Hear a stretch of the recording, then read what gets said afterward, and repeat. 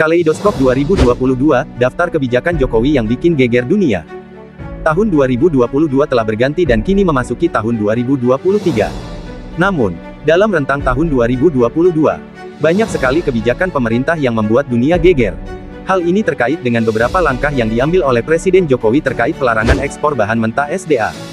Kebijakan-kebijakan itu sejatinya diambil demi kepentingan nasional. Namun, akibat banyak negara-negara luar yang bergantung pada ekspor komoditas SDA itu selama ini, maka keputusan pelarangan itu pun menimbulkan reaksi dari negara-negara luar. Pertama, pelarangan ekspor batu bara di awal-awal tahun 2022.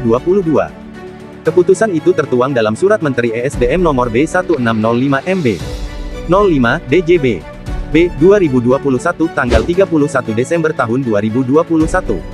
Pelarangan itu dilakukan untuk pemenuhan kebutuhan batu bara untuk kelistrikan umum. Jokowi sudah membuat mekanisme yang tegas berupa Domestic Market Obligation, DMO, yang mewajibkan seluruh perusahaan tambang memenuhi kebutuhan pembangkit energi milik PLN. Namun, DMO tidak terpenuhi.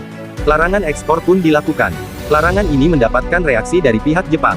Kedua, pelarangan ekspor bahan baku minyak goreng berupa minyak kelapa sawit mentah dan CPO, dan seluruh produk turunannya tanggal 28 April tahun 2022. Tertuang dalam Permendak nomor 22 tahun 2022. Pelarangan tersebut bertujuan untuk mengoptimalkan ketersediaan minyak goreng sebagai salah satu kebutuhan pokok seluruh masyarakat Indonesia. Lebih tepatnya, kebijakan itu demi menambah pasokan dalam negeri dan mengendalikan harga minyak goreng Rp14.000 per liter. Kebijakan pelarangan itu pun berdampak positif. Sebagai perbandingan, sebelum pelarangan ekspor, pasokan minyak goreng di dalam negeri hanya mencapai 64.626,52 ton alias 33,2% dari total kebutuhan sebesar 194.634 ton.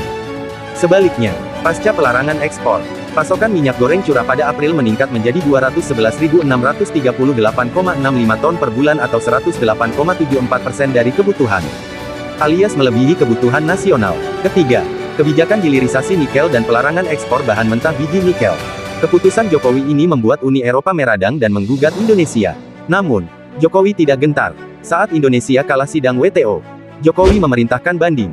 Jokowi memiliki alasan kuat. Selama ini ekspor bahan mentah nikel tidak memberikan manfaat bagi Indonesia. Sebaliknya, dengan hilirisasi dan ekspor jadi atau setengah jadi, Indonesia bisa meraih cuan lebih besar komoditas nikel. Selain itu, Jokowi punya landasan hukum dan moral yang kuat untuk kebijakan hilirisasi SDA. Amanah UUD 1945 dengan jelas menegaskan agar seluruh kekayaan nasional SDA kita harus dikelola seoptimal mungkin untuk kepentingan kesejahteraan rakyat Indonesia. Terbukti, ketika pemerintah melarang biji nikel, nilai ekspor tumbuh signifikan, semula 17 triliun rupiah atau 1,1 miliar dolar AS di akhir 2014. Meningkat menjadi 326 triliun rupiah atau 20,9 miliar dolar AS pada 2021. Keempat, pelarangan ekspor bauksit Desember tahun 2022, yang akan berlaku pada Juni tahun 2023. Seperti nikel, pelarangan ekspor biji untuk meningkatkan industri pengolahan SDA di dalam negeri. Dengan adanya optimalisasi industrialisasi bauksit, diperkirakan pendapatan negara naik signifikan. Dalam kalkulasi pemerintah, dari semula 21 triliun rupiah saat ekspor bauksit dalam bahan mentah, bisa naik menjadi sekitar 62 triliun rupiah saat diekspor dalam bahan jadi atau setengah jadi. Nilai tambah ini yang menjadi alasan kuat dari kebijakan Jokowi. Sederet kebijakan di atas menunjukkan bahwa Indonesia adalah negara dengan SDA berlimpah di mana banyak negara lain bergantung.